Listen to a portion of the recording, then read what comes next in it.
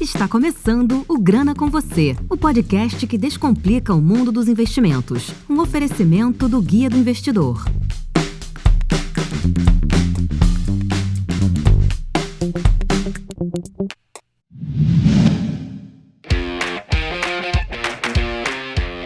Bom, tá começando mais um Grana com Você, o podcast oficial do Guia do Investidor. E hoje eu trouxe aqui dois entrevistados aqui super especiais. Eles são sócios da Guardian Gestora e vão conversar um pouco com a gente sobre os fundos imobiliários, sobre o mercado de fundos imobiliários, falar sobre a gestora e a experiência deles atuando no mercado. Bom, eu tô aqui com Gustavo Asdorian e Pedro Kippel. E os dois vão conversar comigo aqui, um papo super bacana sobre FIIs. E eu queria que ele se apresentasse aqui e falasse um pouco da trajetória dele, começando aqui pelo Gustavo. Bom dia a todos. Jansen, obrigado aí pelo espaço. Eu sou o Gustavo Asdorian. Eu tenho um pouco mais de 20 anos de histórico de mercado financeiro e imobiliário.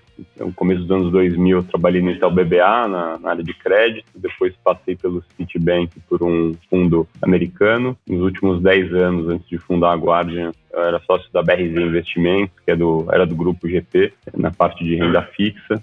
E há 2 anos aqui na Guardian, a gente está hoje aí perto de 1,4 bilhão de reais em fundos, com mais foco no imobiliário, aí com os 2 fundos listados, o Game 11 e o Galguion, resumindo rapidamente. Maravilha. E Pedro, você pode se apresentar para a gente também? Vamos lá, obrigado aí pelo espaço, Jansen. Eu sou o Pedro, eu estou há mais ou menos 15 anos aí no mercado financeiro imobiliário. Eu tenho passagens aí pela Brookfield, pelo Private Equity Shopping, pela XP, pela área imobiliária. Lá atrás, responsável pela criação da primeira tese de fundo imobiliário lá dentro da XP. Na sequência, passei por Cushman & Wakefield, que é uma imobiliária americana na área de mercado de capitais. E antes de me juntar aqui à Guardian, fui responsável pela montagem da gestora do grupo Barigui, do Banco Bari, e pela criação do Barigui Rendimentos Imobiliários, o Bari 11, que é um fundo específico aí. E me juntei aqui ao time da Guardian há um pouco mais de um ano aí para desenvolver a tese do Game 11, o Guardian Multi-Estratégia Imobiliária. Bom, já viram, convidados de peso, a gente tem muito a aprender hoje. Eu queria que vocês falassem um pouco sobre a casa aí, sobre a Guardian, como que vocês pensaram em criar a Guardian, como que vocês se juntaram e falaram, esse vai ser o propósito, a gente vai criar assim, assim, assado. E também quanto que vocês gerenciam hoje, quais são os produtos, os tipos de fundos que você trabalha lá dentro. Eu queria que vocês apresentassem mais a gestora agora, por favor. Legal, Jansen. Então, a Guardian ela começou há 2 anos com um fundo imobiliário de tijolo focado em logística, que é o Galg 11, né, o Guardian Logística.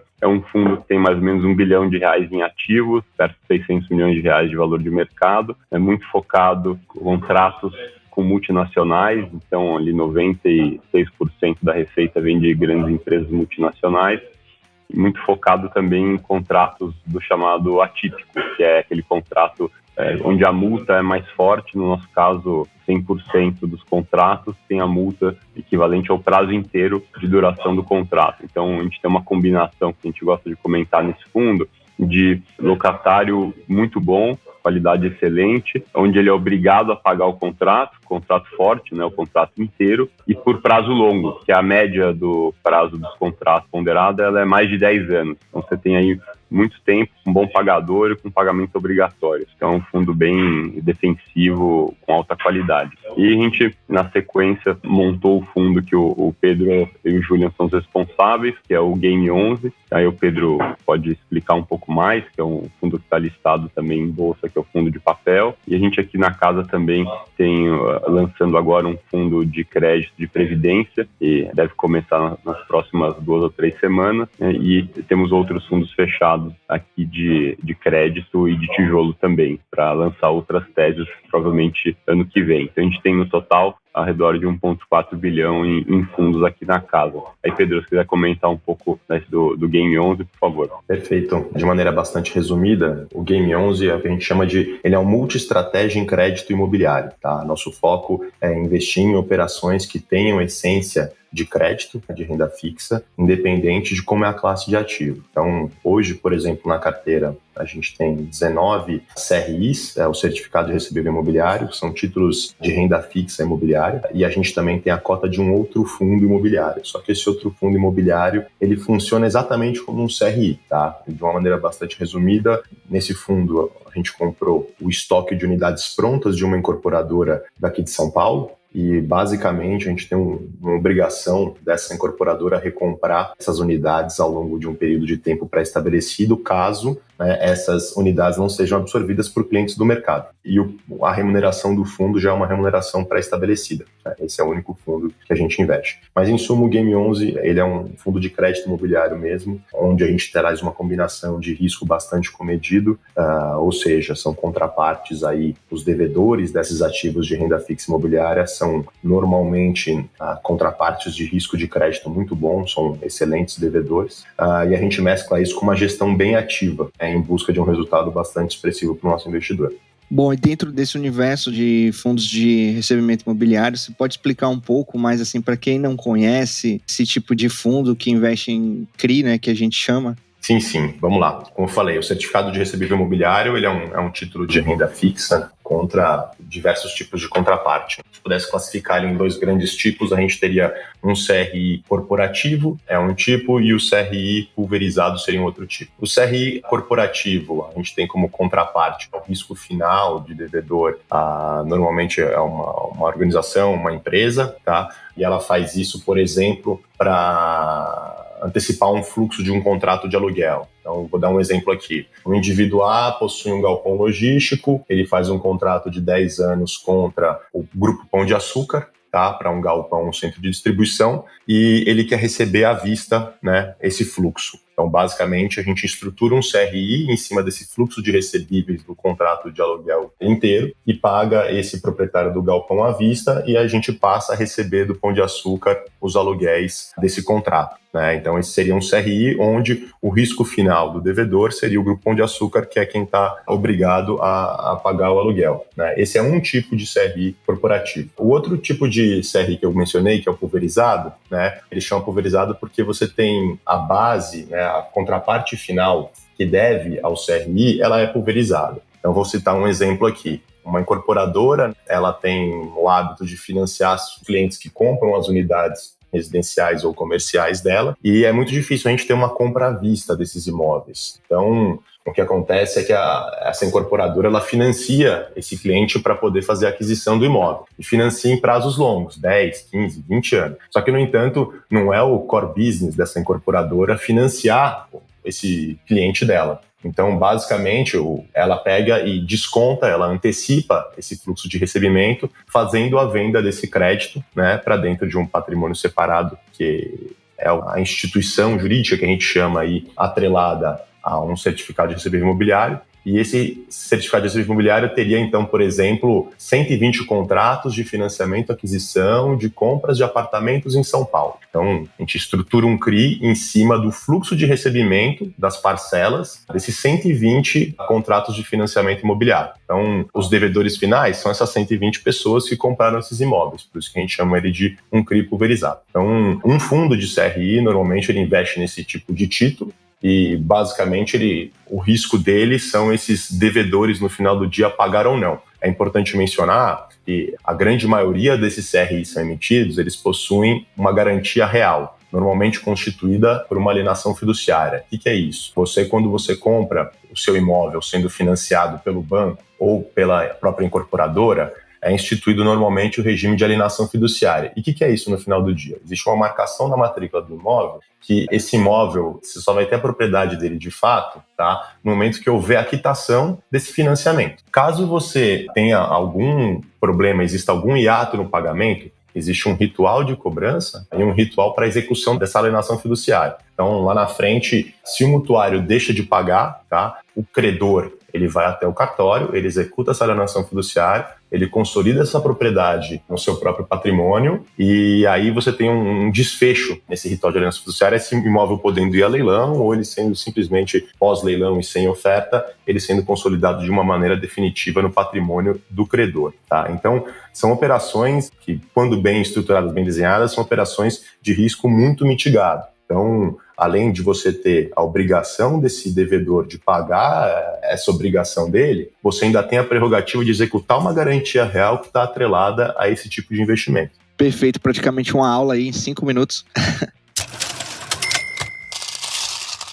Eu queria entender um pouco também, assim, por que Game 11, né? Tô perguntando o nome do FII, o ticker, na verdade. Porque quando eu pesquisei, eu falei, não, isso aqui deve ter a ver com games, alguma coisa assim, com jogos, de repente tem a ver com metaverso. Mas só de curiosidade mesmo, por que é game? Por que vocês batizaram assim? É que ele significa Guardian Multi-Estratégia, porque o fundo ele investe com o objetivo de ter uma exposição em crédito, em renda fixa, só que ele pode comprar outros tipos de ativo. Então, no exemplo do Pedro, que ele comentou que tinha um investimento em FII, em outro FII, o que a gente fez? A gente fez um crédito com uma incorporadora, que ela pegou um estoque pronto que ela já tinha construído, jogou dentro de um fundo imobiliário, e ela tem que ficar recomprando esse estoque num cronograma de recompra financeira como se fosse uma dívida. Então, o investimento é via cota de um FII, só que ele funciona exatamente como se fosse um crédito, onde ela todo mês recebe juros e principal e vai ser quitado num determinado prazo. E aí você tem uma vantagem que a garantia já é sua, você não precisa executar a garantia. Então ele já está, o veículo que você investiu já é dono dos imóveis, né? Mas então o nosso fundo ele é muito estratégia porque ele pode investir de diversas formas, mas sempre, né, expondo o nosso investidor, né, numa estratégia de crédito. Perfeito. Posso fazer para vocês a pergunta que todo investidor de FII ou todo mundo que tem interesse em investir em FII quer saber em 2022? Claro, vamos lá. Vamos lá. Qual o impacto do aumento da Selic em FIIs e como vocês receberam isso, administraram isso nos fundos e nos ativos que seus fundos investem? Então, acho que é interessante dividir basicamente em fundos de tijolo e fundos de papel esse impacto. Então, no fundo de tijolo, a gente tem um fluxo normalmente, né, dos aluguéis de recebimento para o fundo e normalmente corrigido uma vez por ano por inflação. Então, quando você tem um aumento de taxa de juros, que é o seu custo de oportunidade, né, para investir, você compara isso com um fluxo mais ou menos fixo, né, que esses fundos de tijolo recebem, onde esse fluxo é reajustado uma vez ao ano, então ele tende a sofrer mais o preço da cota dele no mercado secundário, na bolsa, quando os juros estão subindo. Quando você olha os fundos de papel, primeiro, você pode ter ativos em CDI, né, na carteira. Então, quando a Selic sobe, a sua remuneração automaticamente do seu ativo sobe, então você não sofre com a sua renda e aí, por consequência, o preço na bolsa não sobe. E você também tem ativos em IPCA, que eles são corrigidos muitas vezes mensalmente. A gente está vivendo também um momento de IPCA alto, então você tem não só o teu fluxo mensal corrigido, como você tem o estoque inteiro corrigido todo mês, nos casos do fundo de papel. No fundo de tijolo, não. Você tem o teu imóvel que ele não é corrigido, ele é periodicamente, com uma reavaliação, se for o caso, tem um aumento de valor, mas ali é uma correção mesmo contratual, é no teu fluxo uma vez por ano. Dessa forma, os fundos de papel eles são mais resilientes, né, nesses momentos de alta de Selic. Então aqui no Game 11, a gente, com a inflação alta, estava bastante alocado em papéis em inflação, corrigidos por inflação, e com isso o fundo está conseguindo pagar perto de 18% ao ano, né, líquido de imposto de renda em dividendo para os investidores, e a gente tem já preparada aqui uma carteira também de ativos em CDI, que conforme os cupons, né, o Comitê de Política Monetária vai subindo a taxa Selic e a inflação começa a ser controlada, a gente deve migrar parte da carteira do fundo de indexador IPCA para indexador CDI, para o fundo no resto do ano manter esse bom desempenho que está tendo até agora. Só em adição com o que o Gustavo falou, Jansen, dentro dos que a gente chama de fundos de papel, essa divisão inicialmente, fundos de tijolo são os fundos que investem em ativos reais mesmo, seja em galpão, seja num prédio de lajes corporativas, seja em shopping center. Essa outra classificação, fundos de papel, são os fundos que investem em títulos e valores imobiliários, como um CRI, como uma LCI, uma letra de crédito imobiliário, como em cota de outros FIIs. E isso que o Gustavo mencionou, né, dentro dos FIIs de papel, normalmente aqui na indústria, a gente tem 3 tipos dos fundos que investem em CRIs. Dentro do papel, a gente teria o fundo de fundos, que é o cara que só investe em cota de outros fundos, mas dentro do fundo de papel, que investe em CRIs, a gente basicamente teria 3 tipos. Você tem uns que a gente, entre aspas, são os indexados em CDIs, ou seja, os CRIs que estão lá dentro, né, os CRIs, a remuneração deles é ou CDI mais um cupom fixo, CDI mais 2% ao ano, CDI mais 1% ao ano, ou um percentual do CDI. Tem ativo que rende, 100% de CDI,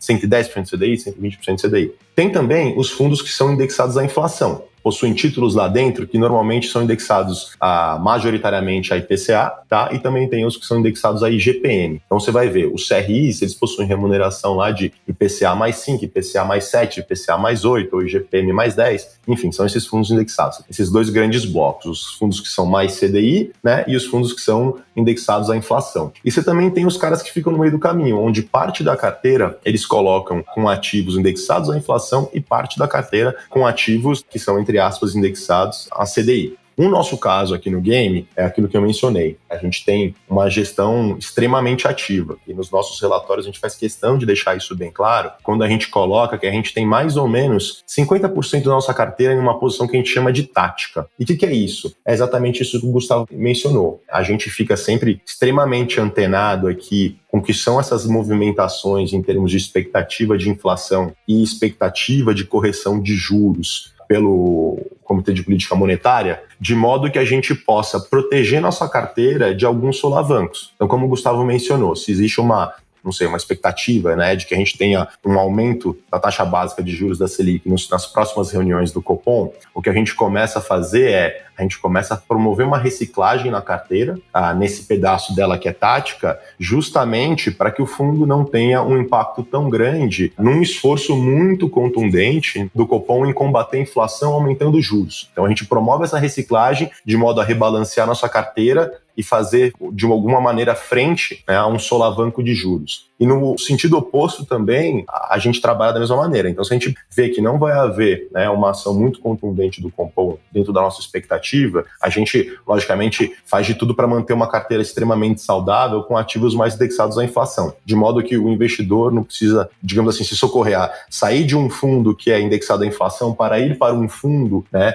entre aspas, indexado mais em CDI. Aqui a gente tenta promover uma gestão mais ativa e dinâmica, de modo a proteger o capital do investidor. Perfeito, muito bem colocado. Inclusive, aproveitando o gancho final aí que você falou sobre a preocupação do investidor, o que o investidor hoje deve avaliar ao comprar um fundo imobiliário? É claro que eu imagino que o principal seja a própria gestora, né? Quando ele compra um fundo, que na verdade é tudo que parte de um papel ali, eu imagino que o principal são os gestores, o perfil deles, a história e tudo, a experiência, e a própria casa em si, como eles vêm administrando o fundo. Eu sei que rentabilidade não é a única coisa que se deve olhar, mas na avaliação de vocês, quais são os principais pontos? Aí, Jansen, acho que você colocou bem, não é só rentabilidade, né? A gente vê muito investidor olhando para a rentabilidade para o último mês ou para os 2 últimos meses e perpetuando isso. Basicamente, eles filtram o histórico lá, pegam o que rendeu mais e investe, falam, não, esse aqui é bom. Exato. Então, o que a gente sempre recomenda, aí Pedro me complementa depois, mas isso que você falou é extremamente importante, você está correto, que é olhar a gestora e as pessoas que estão por trás, porque no final do dia, né, isso é um serviço, então quem está prestando o serviço tem extrema importância para que ele saia bem feito. Um ponto interessante também, que hoje tem bastante acesso ao relatório gerencial dos fundos, que isso é uma ferramenta que permite conhecer, inclusive, um pouco mais, né, da gestora e das pessoas responsáveis pelo fundo, e também olhar a carteira, que a gente recomenda bastante. Então, diferenciar ali se tem, por exemplo, uma carteira que o Pedro comentou do CRI corporativo, no caso de fundo de papel. Então, você olha ali de empresas que são as devedoras multinacionais ou empresas de capital aberto em bolsa, compondo uma parte da carteira. Aí você já consegue perceber que você tem parte da carteira, né, com risco de crédito muito baixo. E depois você consegue olhar a parte de outros CRIs, que podem ser os pulverizados, se todos têm garantia, se a garantia é maior ou menor. Então, hoje está muito disseminado esse acesso a esses relatórios gerenciais, o relatório mensal do gestor. A gente recomenda bastante que o investidor olhe, né, no detalhe, né, os fundos antes de investir. E no caso dos fundos de tijolo, também olhar bastante se as locatárias são grandes empresas, são multinacionais, olhar se os contratos são de longo prazo, se o fundo tem vacância ou se não tem vacância. Então, isso é importante. Os fundos de escritório, também olhar a localização dos imóveis, que é importante. Então, para cada fundo, né, você tem alguns pontos importantes para olhar para cada tipo de fundo, mas acho que o relatório gerencial ele é muito rico em informações, né, atualmente, A gente tem um acesso interessante aí com vários gestores. Aqui mesmo na Guardian, a gente vem melhorando eles, tem diversos feedbacks que a gente agradece aí, que a gente recebe de investidores, e conforme o tempo vem passando, a gente vem tentando sempre melhorar, né, essas informações. E aqui a gente também recebe telefonemas e e-mails no nosso canal de atendimento ao investidor e tenta responder o mais rápido possível, normalmente no mesmo dia ou até o dia seguinte. Então, um ponto interessante também é ligar para o gestor, conversar com ele ou mandar e-mail para tirar dúvida. É um outro ponto para você analisar o gestor. E é interessante também depois o tamanho do fundo e liquidez. E a gente recomenda também nunca investir de uma vez. Então, você tem lá R$1.000 para investir, não compra no mesmo dia os fundos que você quer comprar com esse dinheiro. Vai comprando aos poucos. E outro ponto, não coloca todo o dinheiro no mesmo fundo e nem no mesmo tipo de fundo. Então, diversificar também é importante. Em adição a isso, acho que o Gustavo abordou, a gente tem uma cartilha aqui de recomendação que são basicamente 6 passos. O Gustavo abordou 3 deles de maneira brilhante aí, mas acho que também tem um ponto inicial que é o alinhamento de expectativa do investidor quando ele vai investir, como qual que é o horizonte de prazo que ele imagina ter esse dinheiro, o que esse dinheiro que ele vai investir representa para ele, e qual que é o objetivo no final do dia dele para ele não ter uma quebra, né, de expectativa com o investimento dele. O investimento nos fundos imobiliários, assim como outros investimentos, ele pode ter uma função de geração de renda, muita gente tem falado aí de renda passiva, ele pode também gerar ganho de capital e também simplesmente ser historicamente, aqui no Brasil também, uma proteção contra a inflação, uma vez que boa parte dos fundos você tem algum tipo de indexação à inflação, sendo fundos de papel ou de tijolo. Quando eu falo esse horizonte, o investidor nesse momento, eu vou trazer um caso aqui, o Gustavo, como mencionou, no momento de taxa de juros mais alta, o movimento que a gente observa são os fundos de tijolo sofrendo um pouco mais e tendo o valor da sua cota um pouco descontada no mercado secundário. O que significa isso? Que o preço desses imóveis por dentro do fundo, uma vez, se você fosse comprar um prédio na Faria Lima, por exemplo, e você for na economia real fazer uma oferta por um prédio, existem casos aqui que esse prédio, o mesmo prédio, o prédio do lado, por exemplo, por dentro de um fundo, pode ser que você vai pagar um valor, sei lá, em reais por metro quadrado, mais barato adquirindo a cota do fundo do que comprando o prédio diretamente, se fosse possível ou se coubesse no bolso do investidor. Então, você tem oportunidades de fazer compras no mercado de fundos imobiliários, acessando via bolsa, de comprar ativos de excelente padrão e, dado esse desconto em razão de um cenário macroeconômico um pouco desfavorável, você consegue comprar ele num preço muito bom. Isso, logicamente, numa lógica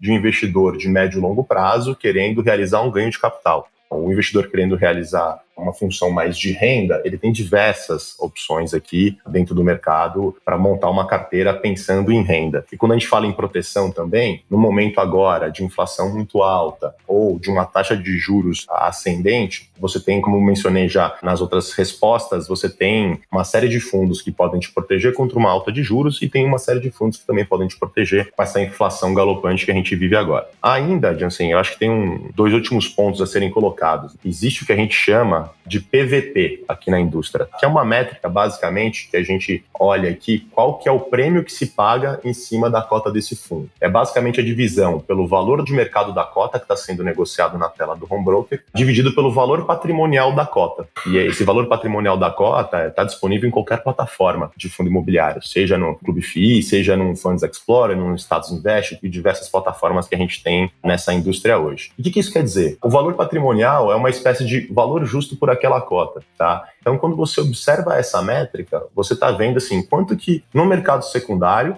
estão se pagando a mais, entre aspas, do que vale efetivamente a cota daquele fundo. Então, às vezes, o investidor, muito nesse ímpeto, na ânsia de correr atrás de um ultra dividendo, ele acaba nem olhando essa métrica. Então, ele fala, poxa, que dividendo alto que esse cara está pagando, vou comprar essa cota. E acaba que ele está entrando numa cota que, às vezes, ela está 20% ou 30% mais cara, tá, do que é o preço justo dela, tá traduzido no valor patrimonial dessa cota. Ao mesmo tempo, você também tem cotas de fundo que estão sendo negociadas abaixo do valor patrimonial. Então, às vezes, é importante, né, ponderar e olhar essa ótica também, que a gente chama de PVP aqui, para entender o quanto mais caro ou quanto mais barato você está pagando pelo valor justo daquela cota. Lembrando que o valor justo da cota é algo publicado mensalmente por todos os fundos no relatório mensal do fundo, que é publicado no Fundosnet, na página da CVM sobre esse fundo. Então, é importante o investidor ficar ligado a isso. E, por fim, trazendo também aqui que o seu comentário, que o comentário que o Gustavo falou, sobre essa ótica do investidor que só olha dividendo. Ainda assim, o dividendo, logicamente, é uma métrica importante, sim, mas de maneira alguma ela pode ser tratada como única. E quando o investidor observa o dividendo, é importante ele olhar um prazo um pouco maior, tá? Porque o que pode acontecer são eventos não recorrentes de distribuição de dividendo. Por exemplo, um fundo vinha pagando um percentual X e aí em um determinado mês ele paga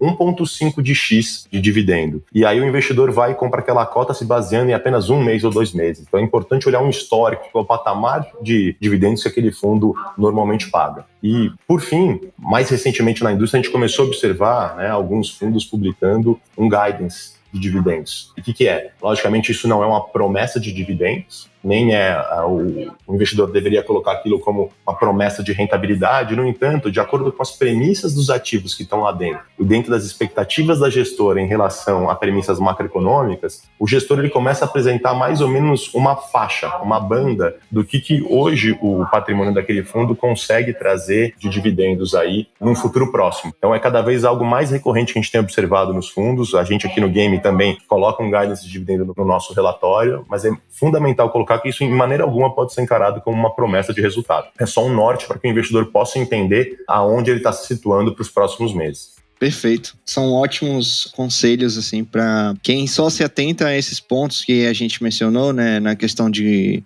também valor da cota, né, a pessoa fica olhando a cotação e acha que só porque caiu já, sei lá, é o fim do fundo, eles não sabem administrar, vou vender. Aquele mesmo pensamento, né, do investidor que acabou de entrar no mercado e não sabe meio para onde recorrer. Nós vamos agora para o intervalo e na volta eu quero fazer uma pergunta bem difícil para vocês. Vamos lá.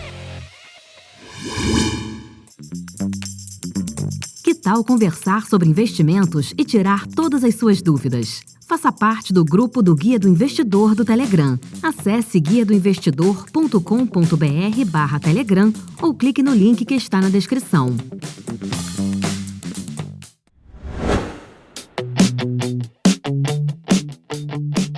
Bom, de volta aqui com o Pedro e o Gustavo, vou fazer uma pergunta aqui bem mais difícil aqui, vamos lá. Quais foram os impactos da pandemia no mercado em geral de fundos imobiliários, nos próprios ativos reais também? E para vocês também, quais foram os impactos? Se vocês tiveram clientes, sei lá, ligando ou procurando vocês meio preocupados, esperados com a situação. E a segunda pergunta, o que esperar do mercado em 2022 com a retomada à normalidade? Vamos lá, acho que na primeira parte aí da pergunta, então, que é impactos da pandemia, a gente nos piores momentos aí de pandemia, ou na maior parte dela, estava rodando com um fundo de logística. O fundo de papel, o Game, ele veio um pouco depois, é mais recente. Mas, de qualquer forma, na parte de logística, a gente viu que a pandemia ela mudou um pouco o padrão de consumo, né, das pessoas, aumentando bastante o consumo online, varejo em geral, e isso fez com que a demanda por logística permanecesse alta. A gente olhou também o perfil de clientes nossos, então como BRF ou Air Liquid, entre outros, mantiveram vendas fortes, né, nos seus respectivos setores durante a pandemia. Então, na nossa carteira específica, a gente não teve nenhum problema. Então, a gente, por ter também, além disso, né, contratos fortes, são os contratos atípicos, né, onde o pagamento ele é obrigatório e a multa é o prazo inteiro do contrato, é como se fosse uma dívida esse tipo de contrato. A gente não teve que renegociar nenhum contrato, a gente não teve que suspender pagamento de aluguel, então o fundo rodou normalmente, como sempre, não teve nenhum problema durante a pandemia e, além disso, viu o setor de logística bastante forte, como está até hoje, com muita procura por imóveis e com vacância baixa, né, de forma geral. Agora, o impacto em outros setores, ele foi mais forte, então a gente olha nos setores de fundos de escritórios, com home office, os fundos sofreram bastante com o aumento de vacância. Hoje já estão começando a se recuperar. Os fundos de imobiliários de shopping sofreram bastante também com o fechamento dos shoppings, e os fundos de hotéis também, com os fechamentos dos hotéis, né, sofreram mais ainda do que os de shopping. Então a gente viu que teve impactos fortes durante a pandemia em algumas classes de fundo, mas na parte de logística aqui do nosso, a gente passou muito bem na parte dos ativos, sem nenhum problema, e a perspectiva é boa. Hoje a busca pela parte de logística e de investimento continua forte. O Brasil, né, é um país que carece muito de infraestrutura, e logística é uma parte importante a ser investida, né, a ter investimentos nos próximos anos em relação à infraestrutura. Então a gente está bem otimista e olhando bastante oportunidades. Aí, Pedro, se você quiser comentar o resto da pergunta, por favor. Enfim, como o Gustavo falou, o game nasceu no segundo semestre do ano passado. Então ele já pegou a pior parte da pandemia, até então já, de alguma maneira, já havia sido sanada, ou a gente já vinha caminhando para algo mais próximo da normalidade. Mas ainda dentro dos fundos de papel, a gente tem uma questão aqui que é a diferença de quem é a contraparte final daqueles créditos, daqueles CRIs. E como o Gustavo mencionou, algumas empresas tiveram um fortalecimento de vendas de resultado nesse período, o que potencialmente não tenha gerado qualquer tipo de ruído no pagamento das obrigações delas, inclusive as obrigações do CRI. E ao mesmo tempo a gente viu também outros setores aí, não digo que tenha sido um sofrimento tão grande, mas demandou muito trabalho do gestor e da cadeia inteira que está em cima desses ativos, né? Principalmente os CRIs de lastro pulverizado. Você imagina que uma série de pessoas tiveram algum tipo de desconto uma redução salarial, ou um microempresário, dono de um restaurante, por exemplo, que teve o restaurante fechado, ou você teve seu estabelecimento fechado, essa pessoa física teve talvez um pouco mais de dificuldades em honrar com seus pagamentos, e isso, logicamente, demandou um esforço adicional e anormal, não só do gestor, mas da cadeia inteira, da securitizadora, que é responsável pela emissão desse CRI e pela administração do dia a dia dele. Normalmente, as empresas de cobrança que estão plugadas, né, nesses tipos de títulos que são emitidos. Lógico, houve uma aproximação, né, dessa cadeia inteira junto ao devedor, de modo que as dores pudessem ser entendidas e as demandas desses devedores pudessem ser acomodadas dentro da realidade desses títulos. E o mais importante aqui é dizer é que foi um aprendizado muito grande para a indústria inteira, Jansen, porque a gente viveu uma situação crítica, né? Então, assim, cenários hipotéticos na estruturação de um título que nunca eram imaginados antes, agora eles passam a ser quase que um pré-requisito na estruturação de um título. Mas você fala assim, isso nunca vai acontecer. Não, já aconteceu. Quando? No passado. Então, eu acho que a indústria, de uma maneira como um todo, ela sai muito mais fortalecida, tá? Em termos de a segurança para o investidor, ela fica maior, porque na hora de você estruturar um título desse como um CRI, os aspectos e cenários que você imagina, hoje a gente tem um rol de premissas muito mais complexo, né? E muito mais amplo, e a gente já viveu isso, a gente não está falando no campo hipotético, a gente sabe que as coisas podem acontecer e quando acontecem, elas seguem para um rumo. Então, eu acho que tem um legado muito positivo da pandemia nesse sentido, em termos de segurança patrimonial para o investidor, é que o gestor, quando ele está estruturando, analisando o título que ele vai comprar para dentro do fundo, ele já leva em consideração uma série de aspectos que antes ele não levava.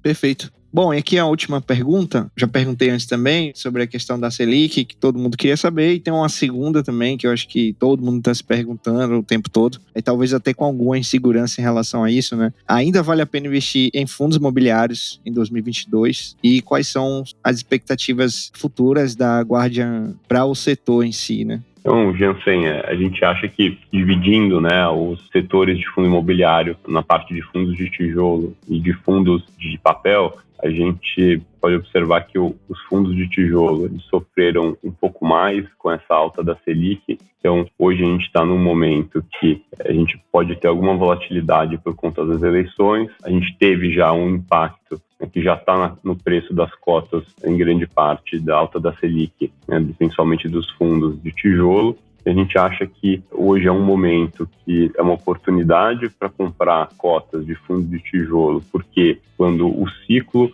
de taxa de juros, ou no final desse ano, ou em algum momento do ano que vem, for revertido para a queda de taxa de juros, que deve acontecer assim que a inflação for controlada, o preço das cotas dos fundos de tijolo ele deve trazer um ganho de capital para o investidor potencial grande. Então, você tem esse potencial de ganho de capital entrando num momento interessante hoje nos fundos de tijolo, e no investimento também na parte de fundos de papel, você já tem na largada um fluxo maior de rentabilidade. Então, hoje, o dividend yield, que é o chamado retorno mensal que você recebe de dividendos versus o custo da cota, na parte de fundos de papel está mais alto, na média, do que os fundos de tijolo. Então, a gente acha interessante uma combinação hoje de investimentos para você já largar com uma renda mais alta em fundo de papel e uma combinação de fundo de tijolo para você ter um potencial de ganho de capital. Então, um retorno total mais alto assim que o ciclo de queda de taxa de juros for iniciado.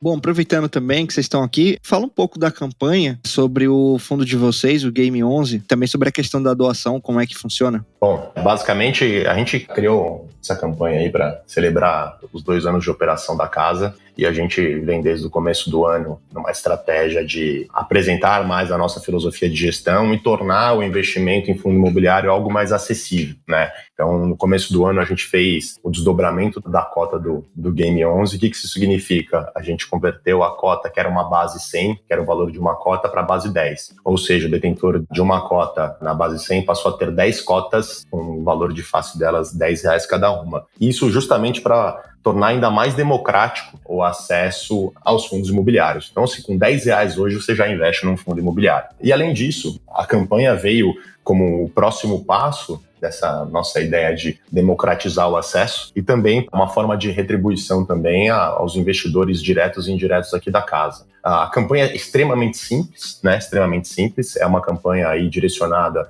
aos investidores dos fundos aqui da Guardian, o GALG 11 e o Game 11, e aos cotistas dos outros fundos que investem em GALG 11 e Game 11. Então, hoje a gente tem 20 fundos de investimento que investem aqui no Game 11 e a gente estendeu esse benefício de receber cotas do Game 11 a esses investidores também. E a campanha é extremamente simples. Simplesmente acessar lá game11.com.br, você faz um cadastro com os seus dados, esses dados são validados aqui por nós, com a ajuda do cliente, e a partir disso, com a indicação simplesmente da corretora, a gente, junto da Bolsa de Valores da B3, a gente consegue viabilizar o depósito dessa cota aí na conta do cliente. É importante mencionar que essas cotas são de posse aqui da Guardian, Nós somos investidores dos nossos fundos, com o nosso capital, nosso proprietário mesmo, e essa é uma doação de cotas que é parte das cotas que a gente detém sobre os fundos é que a gente está doando. Então, é simples, rápido e sem pegadinha. Entrou em game11.com.br, fez seu cadastro,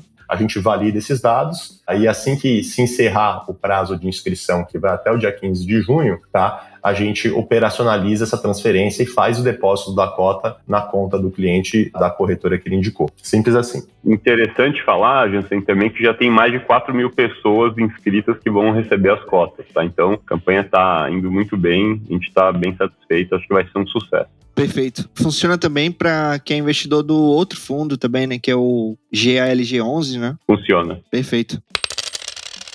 Bom, como a gente sempre costuma fazer aqui, queria que vocês deixassem uma mensagem final aí para os nossos ouvintes sobre qual conselho que vocês têm para quem está iniciando no mercado, ou para quem quer se aprofundar mais no tema, ou até quem quer se tornar um investidor de fundo imobiliário, para finalizar aí o programa. A gente sempre gosta de comentar, Acho que, de novo, aquela parte de estudar antes de investir, ler os relatórios gerenciais, o relatório mensal do gestor, comparar os fundos, via esse material, olhar um pouco o que tem dentro de cada carteira, para saber o risco que está correndo, onde está colocando os recursos, investir aos poucos, não investir de uma vez e também diversificar. Então, a gente sempre recomenda bastante isso para todo mundo que a gente conversa, e também não só para fundo imobiliário, para todos os outros setores de investimento de renda fixa ou ações, quais sejam eles. E também, obviamente, a gente deixa aqui o recado, porque o Game 11 está pagando 18% ao ano, com uma carteira de risco comedida, bem interessante, e aquele outro ponto também de mais a médio prazo de ganho de capital potencial, o Guardian Logística tem lá na carteira,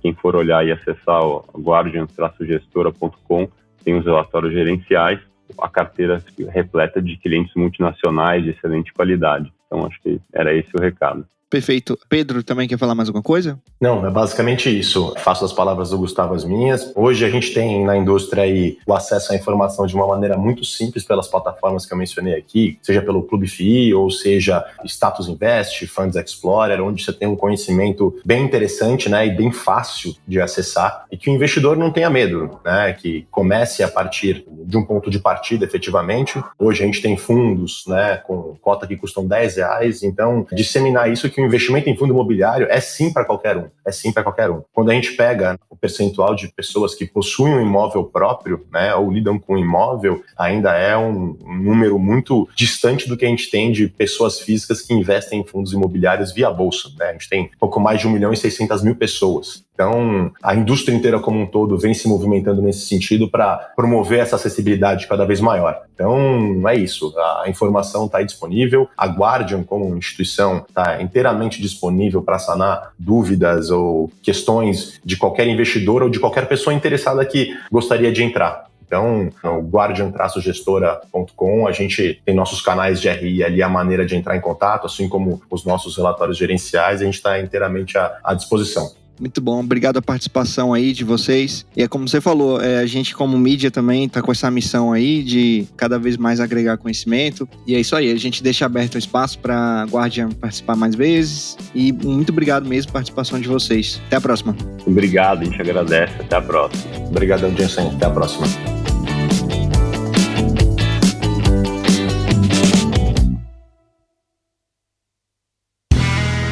Este podcast foi editado por Play Áudios.